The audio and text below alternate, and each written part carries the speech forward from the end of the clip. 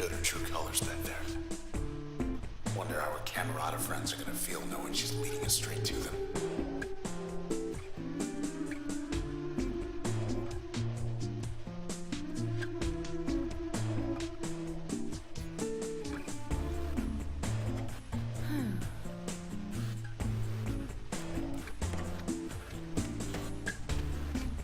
Fun.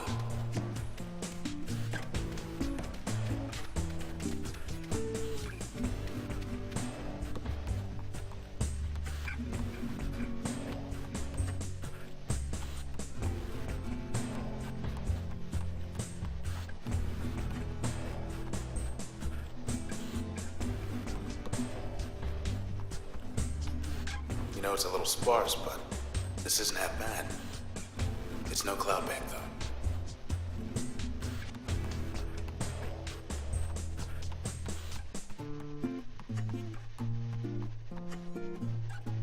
Let's try door number 1. Sand. Water. Nothing.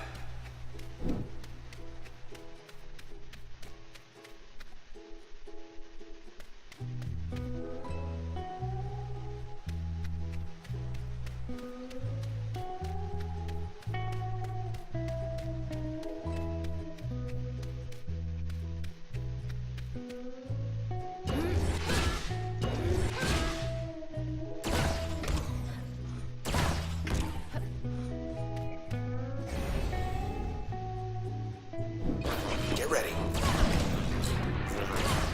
Good night.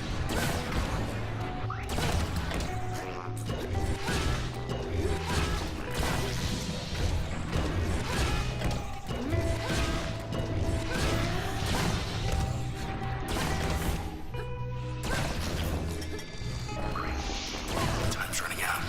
Get behind something.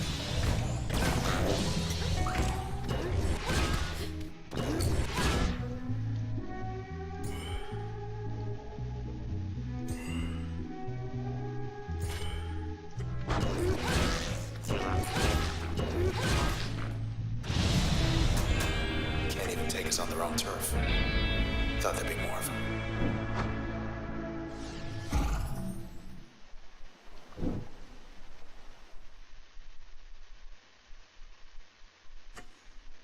Now I want to know what's in door number 2.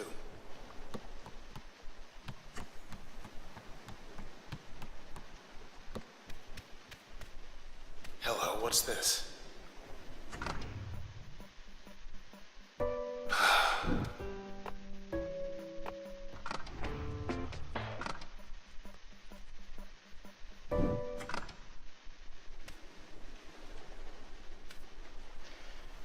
I'll actually play the entire song at the end of an episode. Or all the songs that we unlock through those things. But that's in a bit. First I want to go read the profiles. We better go. Everything's like we left it. Was hoping it'd be more like before.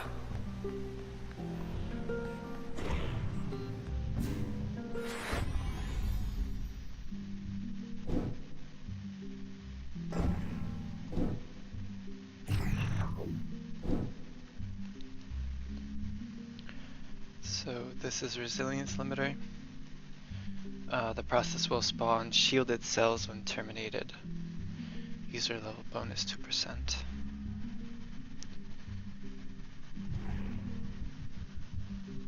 Nothing here yet. Something's happened. In here. You got on the Camerata shortlist. More than just a name to them now.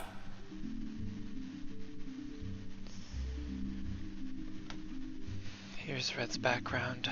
So, ranked in the top percentile of Cloudbank's contemporary performing artists for 5 years, Red demonstrated early interest in music despite studying at the Traverson Hall.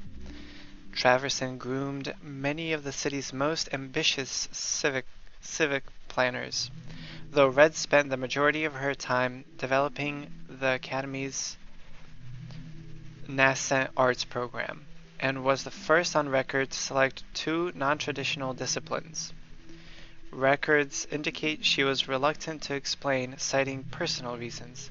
She remained reticent even after gaining the spotlight, and when asked about her past and influences, would often say her work spoke for itself.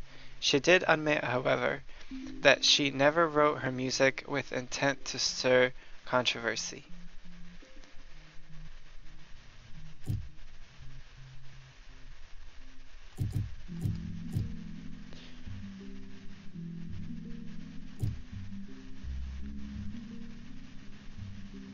This page is just showing you if you upgrade Crash with any of the other abilities, what will happen to Crash.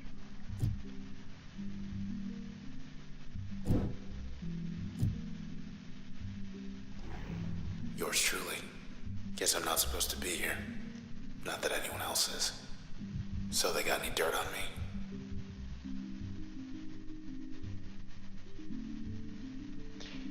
All his character bio is very strange.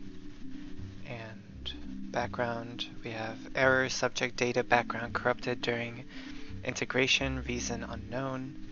Exceptions, recovered data indicates subject had no selections on record. There is a remote possibility, less than 5%, that this information is inaccurate due to data corruption. In the more likely event that the information is valid, subject by definition cannot be matched with census data, as 0% of CloudBank willingly choose non-selection.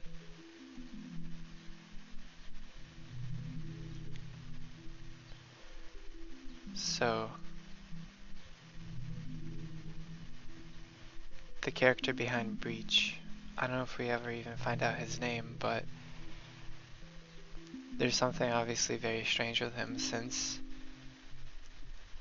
it says that he never votes in any of the events in CloudBank, but it also says that nobody in CloudBank doesn't vote, so we have a little paradox going here.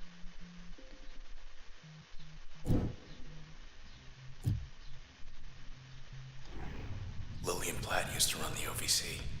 Said she left for personal reasons. Lillian Platt, background. One of the prominent scientific minds in CloudBank, Miss Lillian Platt was the youngest ever individual to be elected as chairwoman of the OVC board. Under her leadership, the number of OVC terminals in CloudBank more than doubled, and the quality of the broadcast strengthened more than fourfold. However, she then became the youngest ever individual to leave the post, as she tendered a resignation in less than 2 years to pursue extracurricular interests.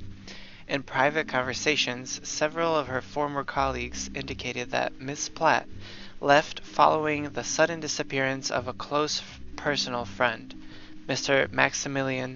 Maximilius Darcy, who, according to official OVC transcripts, decided one day to move to the country.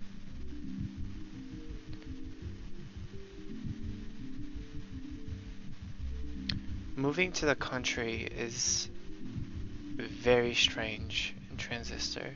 That has a big meaning. So we'll have to keep a lookout on that.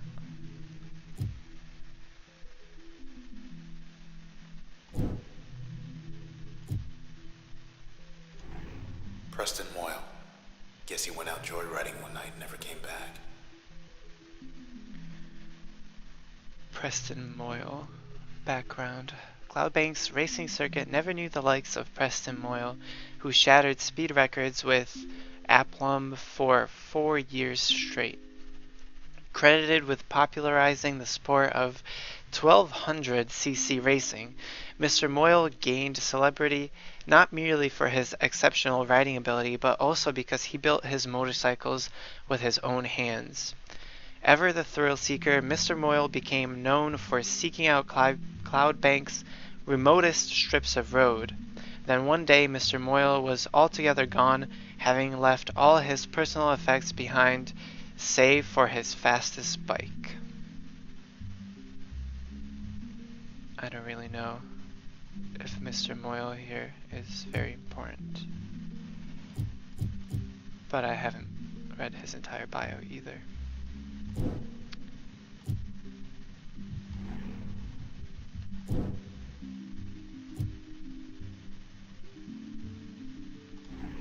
Shawsburg was out of control.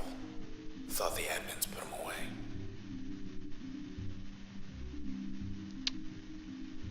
Also, it's very strange that the people behind CloudBank are called admins.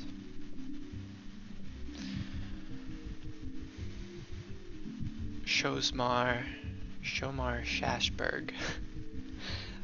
Background. Considered the most elusive entertainer in CloudBank by 12% of the population, Mr. Shomar Shashberg earned his reputation through numerous absurd public pranks and other daring or ill-advised feats. Thus he earned the nickname The Magician from his many thousands of fans, and enjoyed executing highly unusual, unscheduled performances in CloudBank's most bustling neighborhoods. His acts grew more ambitious over time, culminating in his promised sky drop into a restricted region of Goldwalk, and walk right out, escaping administrative detection.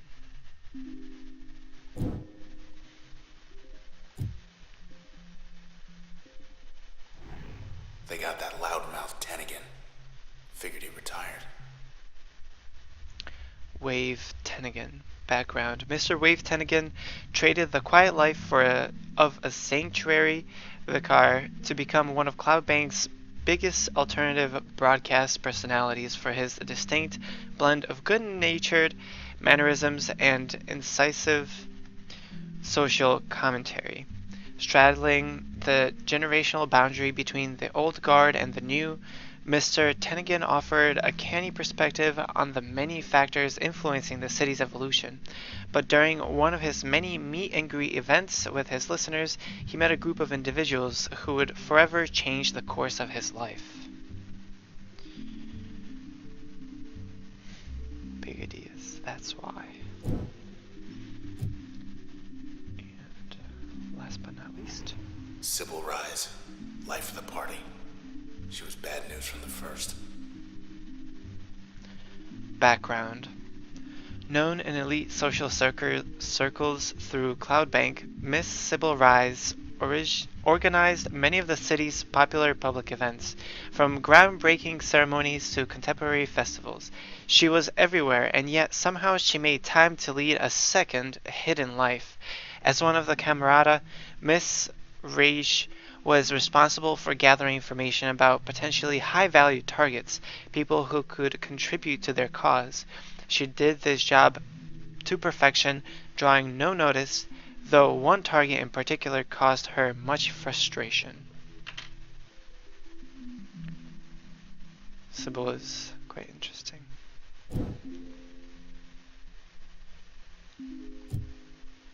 So.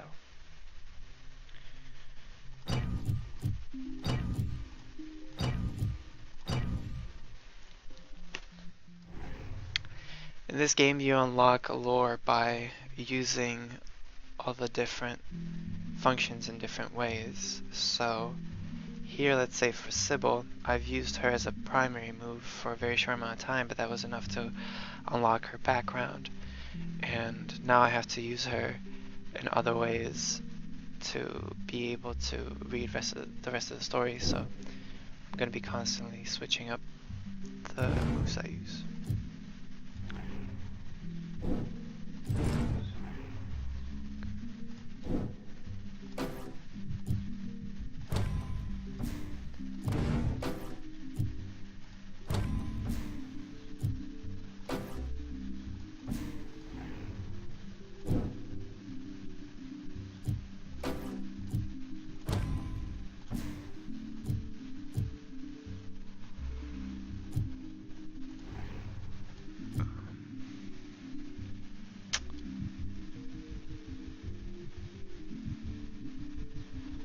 Mask plus jump.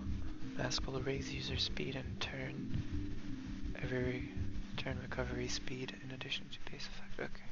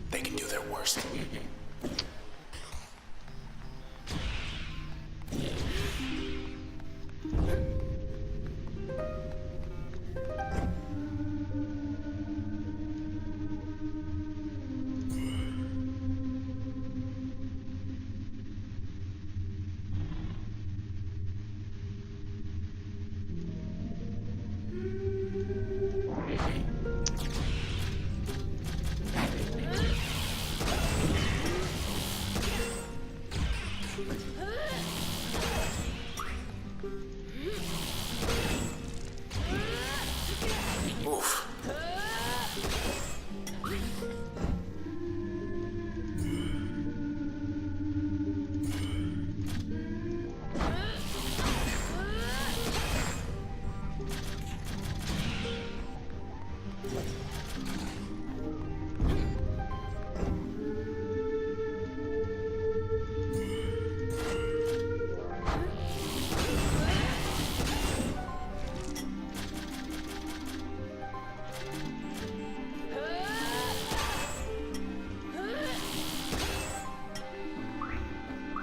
No sweat. So let me get this straight. The Camerata.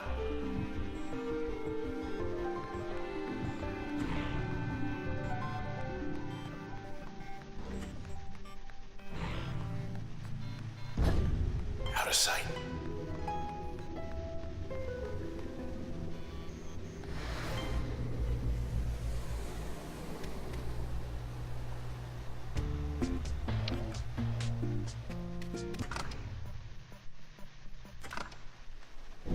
Here I'm just gonna let this song play because all these songs are very good, and you could just skip to the next part. Right after this, I will continue playing through the story.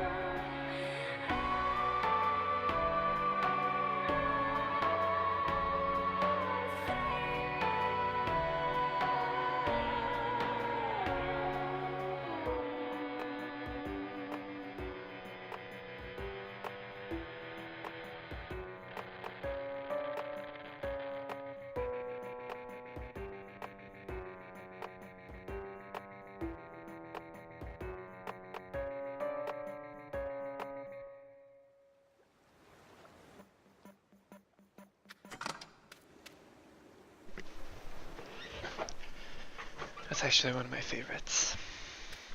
But I think all of these songs, if you just go on Spotify, the soundtrack for Transistor should be free on Spotify.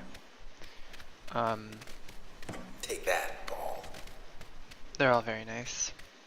And another very, it's really good for immersion because you're listening to the songs that your main character, Red, has created over her life, and now, like, you'll never be able to hear them otherwise because she's mute. But this will be the end for part 2.